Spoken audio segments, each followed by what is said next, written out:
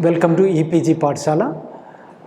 Welcome to the module on community and citizenship as part of the course on community organization. I am PK Shah Jahan, Professor and Chairperson for the Center for Community Organization and Development Practice, School of Social Work, Tata Institute of Social Sciences.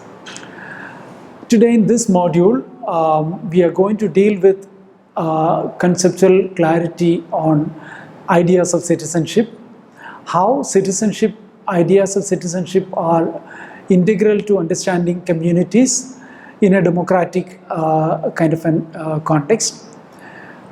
The linkage between communities and the state is actually operationalized through the idea of citizenship. So this citizenship becomes extremely important aspect in understanding how the citizens, the people in communities are essentially linked to the state, and what are the spaces for people to negotiate their role in a democratic kind of a nation-state environment. The module will cover major concepts and debates on citizenship, the interrelationship between identity and citizenship. The idea of citizenship is how different sections of the people are experiencing the idea of citizenship. And in that process, are there any communities or groups which are excluded from experiencing the fuller potentials of citizenship? So the idea of this module is to try to understand critical analysis, to bring a critical analysis of the linkage between community, identity and the state through the medium of citizenship. When we talk about citizenship, what do we understand by citizenship?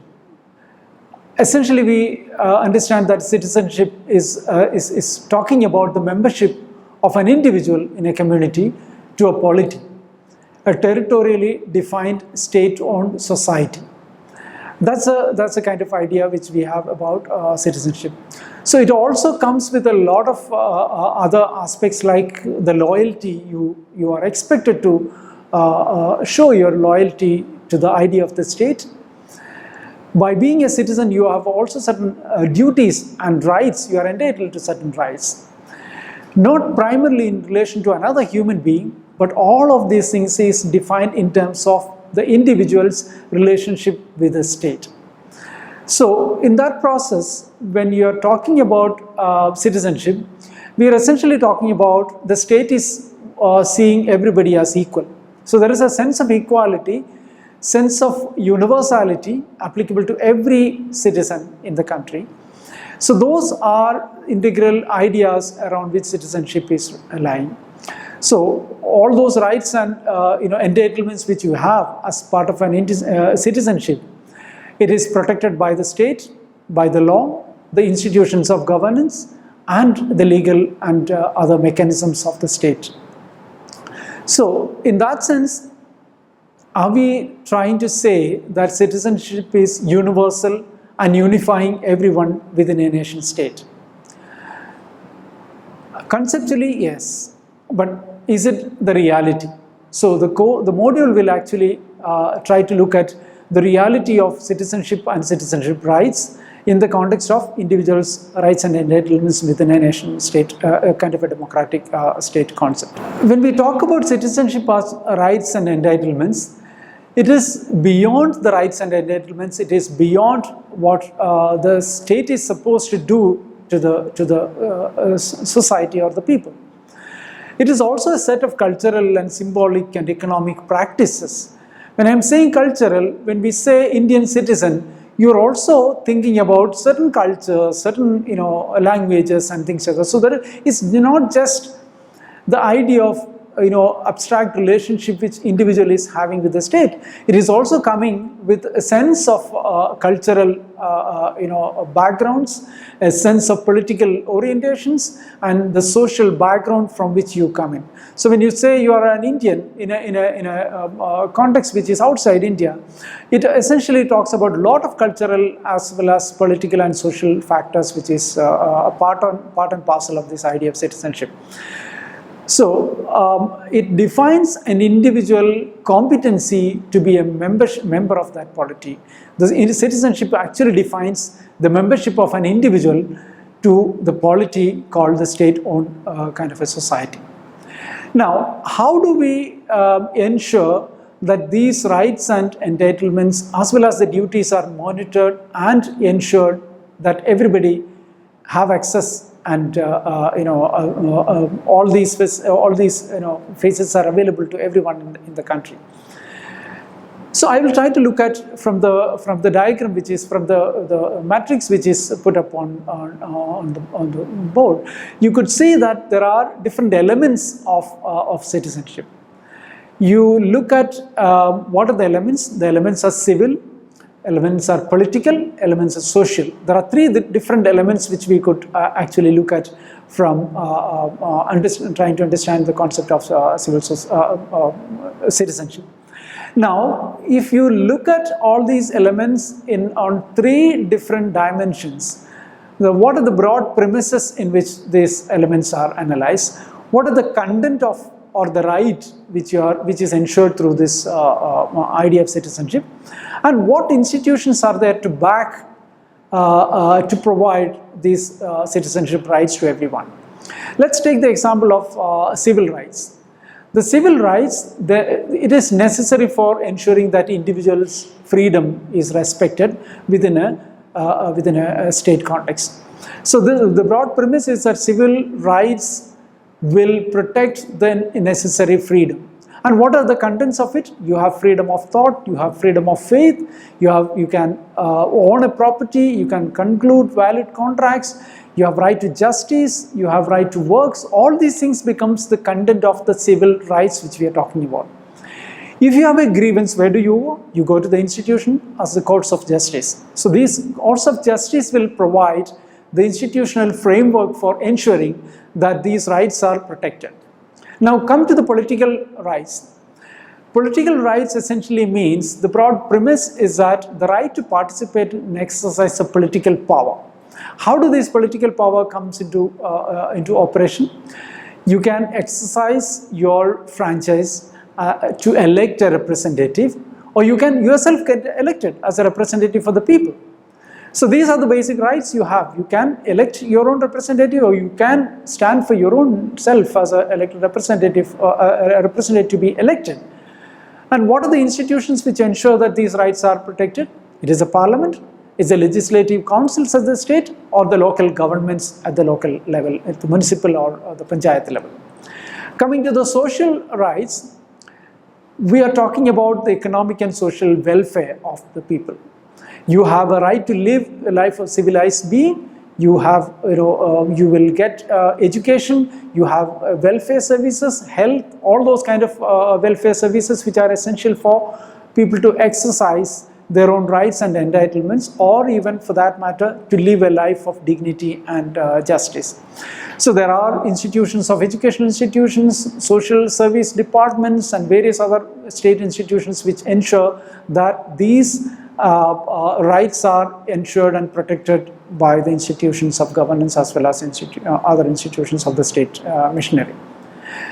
Now, what do we actually try to do with this concept of citizenship? The citizenship, by all those civil, political, and social dimensions which we are talking about, we were talking about the fact that there is a need for marking a member of one polity to another. Say, for example, you are a member of you are an Indian citizen, or somebody else is a citizen of another country. You're trying to differentiate between a person who is a legitimate Indian citizen and non-member, and the other a member of another country. Also, you can differentiate between members and non-members. There are members as well as non-members. There could be aliens as well. In any country, there are situations where people belonging to people do not have undocumented residence, so to say, which we talk about in international context and all. So there are members and non-members. There are members of one polity and members of another polity. So citizenship actually mark out between these two kind of distinctions one is trying to make. So essentially, we believe that idea of citizenship is trying to tame the divisive tendencies which we discussed in our earlier module on identity, which is probably creating different kind of troubles and tensions within the society. So citizenship idea should probably ideally tame the divisive tendencies of the ideas created by the sense of identities. Now, in order to expand this idea to further, I would like to take some theoretical conceptions by John Rawls when he talks about idea of justice. In the context of discussion on citizenship, we could take two moral powers which is defined in the idea of justice by John Rawls. He talks about there is a sense of justice and a conception of good. What is a sense of justice? So the society society, the social functioning as well as the state functioning should ensure that the people, the citizen, have a sense of justice. And that sense of justice should go along with the conception of good. So you have a larger good, but at the same time, in the larger good, you cannot violate the rights and justice of individuals as well. So it's a combination of a well-ordered society will have a combination not only of the good for the entire society, but at the same time, individuals' justice are respected and protected. So, in order to expand this idea, Rawls talks about the fair division of cake. What is a fair division of cake? Fair division of cake means that you need to prioritize justice over efficiency and welfare. If you have a piece of cake and needs to be distributed among 10 people, you can divide it into 10 equal pieces. But that's not justice. If somebody needs more because of the kind of pre-existing conditions, we need to the sense of justice talks about having priority over justice over efficiency and welfare. We are not talking about efficiency and welfare, but we are talking about justice. So this is the idea of distributive justice. We are talking about just outcomes and consequences, not just equality when we are talking about. So the equality which I was talking about in the conception of citizenship is to be overridden by the idea of justice. So justice, just outcome and just consequences should be the idea around which one is talking about citizenship. Then second is, once justice provided doesn't mean that a person live in justice all through. So you need to ensure that there is a stability of justice. A poor may be given a kind of a scheme, benefit of a scheme to ensure that his incomes are enhanced. But at the same time, the person will not have a stability of justice if that ends there. There has to be a mechanism for that person to deal with the issues of marginality which the person in poverty is experiencing. The second aspect is the sense of justice. Sense of justice is that it's not only provision of justice, but also person should feel that a sense of justice. I'll give you an example of violations of rights of Dalits. If Dalits atrocities are committed and the person who commits the crime is roaming around, there is no sense of justice. Sense of justice is also a feeling that the state does ensure that the person feels a sense of justice. So in this entire process, we make rational choices where equality of opportunity is essential, but at the same time, we need to ensure that the equality doesn't override just sense of justice. So this is the idea of justice which we are talking about in the context of citizenship. Now, I'm trying to connect the idea of citizenship now to the identity which we discussed in the previous module. What does identity do? The identity is basically based on primordial loyalties. It could be seen, as we have discussed in the earlier section, it could be seen as divisive. Identity is, in a way, is divisive. And it is also leading to conflicts. But can we then say that identity is exactly opposite to the ideas of citizenship? Or citizenship is universal and identity is particular? Or citizenship has the potential to moderate the divisiveness of identities of gender, religion, caste and class? I think it has the potential to moderate. But how do we promote in a situation where the society is divided into various identity groups, can we promote citizenship, which is an equalizing and equalizing and universal kind of an idea, when there are divisions within the society on the basis of gender, religion, caste, and class, and several other factors of divisive ideas. So, how do we ensure that citizenship can be promoted by keeping in mind that the society is divided on the basis of these identities? Before getting into the problematics of this idea, how do we promote? Let me take the example of Indian Constitution and how Indian Constitution considers citizenship. Now, there are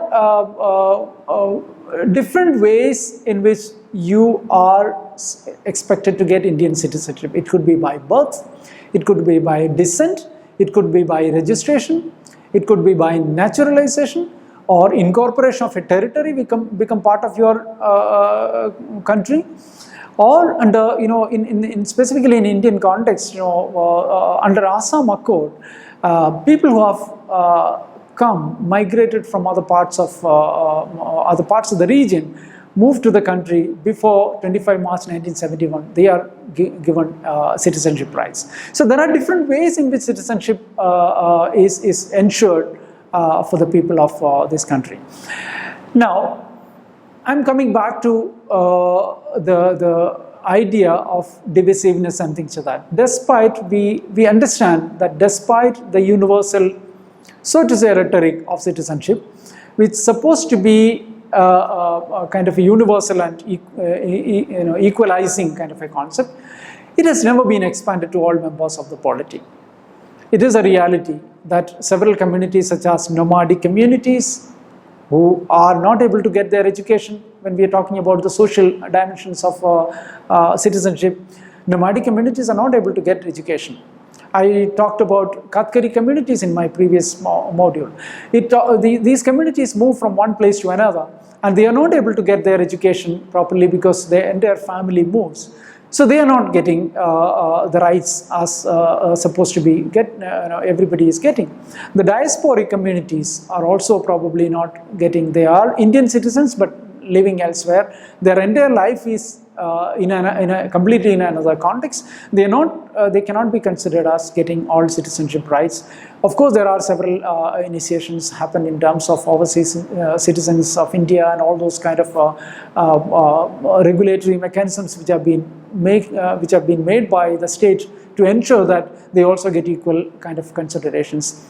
Different communities like Chakmas and Hajons in Arunachal Pradesh who have moved from Chittagong hill tracts, there are still a lot of people who have not been able to get the citizenship despite Supreme Court directions in this matter.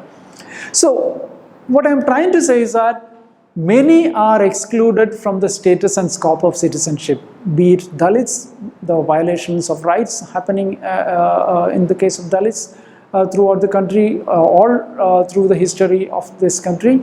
The minorities, both religious as well as sexual minorities, facing different kind of discriminations. All these things are giving a sense that what we talk about as universal idea of citizenship is not actually getting translated into everyday experience of people of different marginalized communities. Now, these marginalized communities, what are the provisions which we have made in the Constitution of India? You have rights of SC, ST and communities under the Article 16 is protected. You have the rights of OBC communities. As we have made reservations and several other provisions for ensuring that OBC communities and the backward communities are getting necessary support. Minorities are also provided. Religious minorities are, as per the personal laws, they can propagate, they can believe, they can practice their own religion. Article 14 to 24 in the Constitution talks about individual rights to equality and freedom. Article 25 to 30 talks about religious freedom and cultural and educational rights of minorities. So all these things are in a way specific provisions, not looking at having an equal kind of a citizenship, but at the same time considering the original position of people with marginalities, their situations are considered so that they can come up to claim their rights in their legitimate ways. So what is essentially a difficult situation in the context of varied kind of dimensions of diversities which exist in the country, the challenges of caste, religion, the patriarchal notions limit the operationalizing of equal citizenship. When women are not getting certain kinds of jobs or certain kind of respect within the society, it is because of the patriarchal notions. It has nothing to do with probably with the state, but it is the patriarchal notions of the society which makes women probably not getting equal status. The caste, which is again a social reality, which is again creating a lot of troubles. The religious differences and fights between religious communities, these are all societal factors which creates impediments for ensuring that everybody in the society get equal citizenship. The state is supposed to be equal and to everyone. Now, when we are looking at these different kind of ideas of experiences of people because of various marginalities which I've talked about, how do we deal with this in our constitution? There are different treatment for equal rights. When we are talking that everybody should get equal rights, but also there are differential treatment. Is it against citizenship right? It is not, because we are considering that there are inherent marginalities which exist. The specialized provisions which I mentioned about for SC/ST communities and all those kind of different sections which talks about considering that there exists a marginality. So those provisions are in a way differential treatment to ensure that equality is assured or equal rights are protected. When we look at these differential ideas, differential status and differential treatments which are essentially necessary for ensuring that everybody gets equal rights or the state doesn't discriminate against anyone.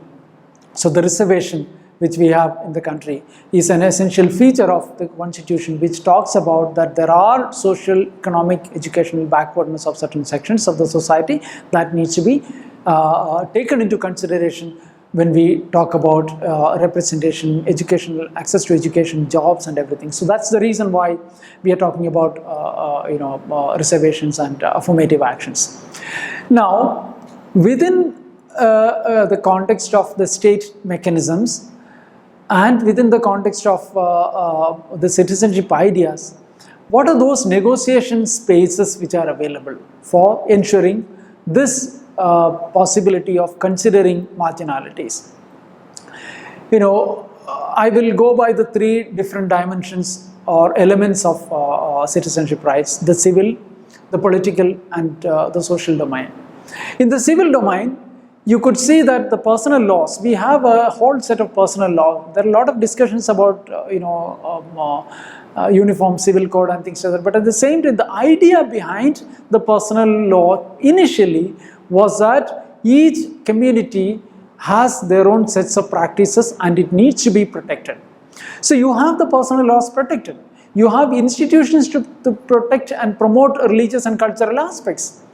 There are several, even temple trust and several other institutions which are being run, the Hajj committee. So there are several kind of institutions which protect religious interests, but it is state mediated. So you are creating certain kind of mechanisms so that the citizenship rights are not an exclusive, uniform, unitary idea, but taking into consideration the diverse ideas. There are a whole lot of legal support mechanisms which are there. There is SC/ST commission, there is all kind of legal support mechanisms to protect the civil domain of the rights which we are talking about. Moving on to the political domain, we have the reservation and representation for reservations for election to the various positions. Of course, it is not at the higher levels, but at the same time, you have political representation and reservation in the panchayats, which is made legal. You have reservation for women. You have political parties are also formed. It's not, there is nothing which is stopping even political parties to form on the basis of religious or other identities. There are parties which are having religious or caste or other ideas, and this is not anything against the constitutional provisions. And when you come to the social domain, you have various welfare measures, preferences. You have certain preferences given to certain sections of the society and all those kind of ideas which is there in the social domain. There are corporations, SCST Welfare Corporation, there are commissions, and all those kind of institutions are also put into place to ensure that these differences in experience of people or pre-existing conditions are taken care of in operationalizing the idea of citizenship. In conclusion, I would say that when we discuss about citizenship as a unitary, uniform, universal idea, it is not just a relationship between the state and the people alone. It is also, we discussed that it is also a set of cultural, symbolic and economic dimensions of citizenship. By the very fact that you are a citizen of a particular country, you tend to associate a lot of cultural, symbolic and economic ideas behind it. That's also part of the citizenship ideas. It is also a bundle of rights and duties. There are civil, political and social dimensions of rights and duties. Quite often we talk about rights, but we don't quite talk about the duties as well. You have certain duties as a citizen as well. Citizenship in one way is, in a way, we say that we are Indians first and then probably Hindus, Muslims, Christians second. The idea is that citizenship has the potential to tame the divisive passion of other identities. You can consider citizenship as the uniform kind of an identity which you may have, but that has the potential for taming the divisive passions. But at the same time, the taming of divisive passions of different identities cannot be imposed idea that national identity is the only identity. At the same time, you are also considering that individual identities are important, but at the larger level, we consider that we are citizens as a singular identity which we may have. While we consider that citizenship in a state context, several communities are excluded because of various historical and other social and economic conditions. Those excluded communities need to be incorporated in the idea of citizenship. You cannot say that everybody is equal. Everybody is not equal. So you need to consider that everybody is, there exists an inequality in the society. So people who are remained outside the status and scope of enjoying the rights and entitlements needs to be included as part of this citizenship idea itself. The parliament or the highest elected body has the power to enact laws relating to citizenship in order to bring more and more inclusive ideas into the idea of citizenship. So the idea is that this module will give you a sense that citizenship and identities are not essentially two disconnected ideas. We need to bring these two ideas together, not as extremely opposite or diverse kind of ideas, but somewhere we can actually bring these two ideas together to ensure that the people get necessary support for ensuring that their rights and entitlements are protected, irrespective of the diversity they live in. So this, I hope this session gave you necessary insights. For further details, you may refer to the text provided as well as a list of references provided in the module. And thank you very much.